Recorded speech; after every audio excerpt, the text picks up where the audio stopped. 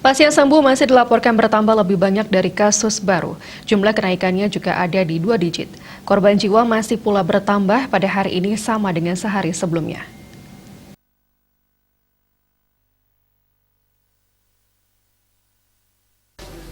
Menurut data Satgas Penanganan COVID-19 Bali, terdapat 46 kasus baru, sehingga kumulatif kasus yang ditangani Bali mencapai 47.366 orang.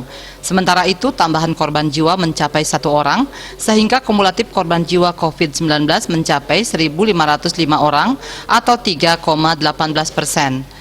Rinciannya terdiri dari 1.499 orang WNI dan 6 orang WNA.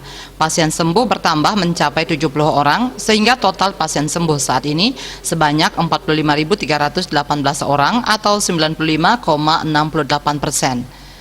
Jumlah kasus aktif yang masih dirawat maupun menjalani karantina berjumlah 543 orang atau 1,15%.